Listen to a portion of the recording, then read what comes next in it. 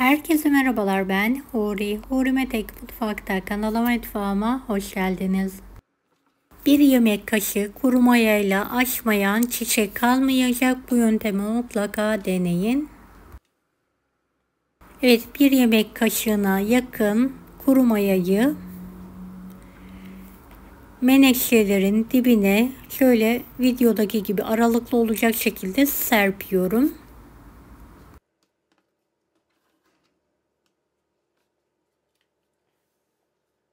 Evet, tüm çiçeklerde kullanabilirsiniz.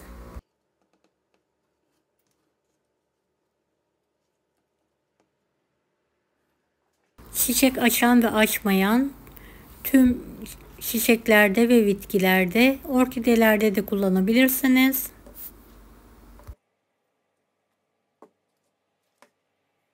Evet, bir yemek kaşığına yakın her şişemin dibine kuru maya serpiyorum.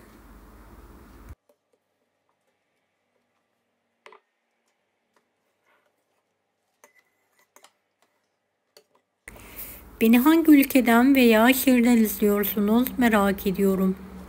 Yoruma yazarsanız sevinirim.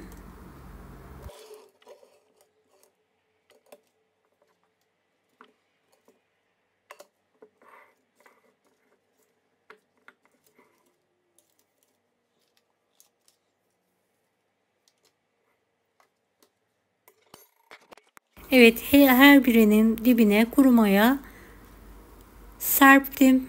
Kuruyan yapraklarımı temizliyorum.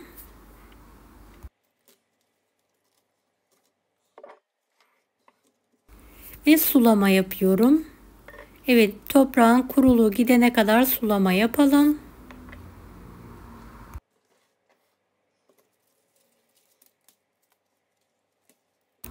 Evet, kurumuş, sararmış yaprakları da bir yandan temizliyorum.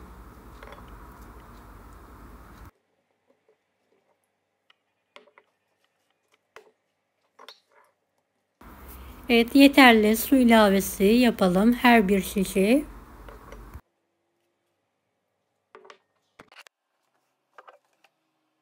Evet, menekşelerimi de suluyorum. Kurumuş olan çiçekleri de yaprakları temizliyorum en son.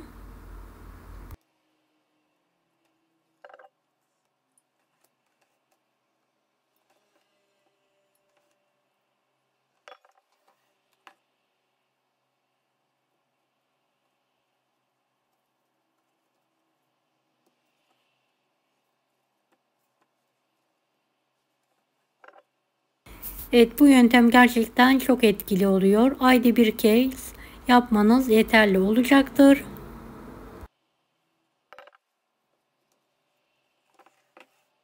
Çiçekleriniz aniden coşacak ve yapraklanıp çiçek açacaktır.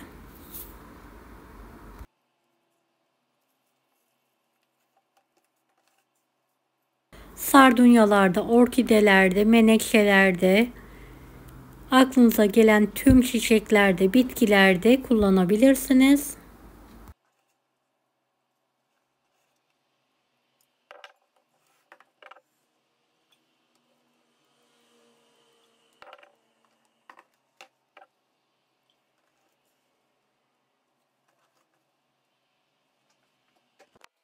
Evet, orkidelerime daldırma usulü sulama yapıyorum. Bu şekilde 10 dakika beklettikten sonra suyunu süzerek yerine kaldırıyorum. Deneyecek olan herkese şimdiden kolaylıklar dilerim. Kanalıma ücretsiz abone olmayı unutmayın. Allah'a emanet olun. Hoşça kalın.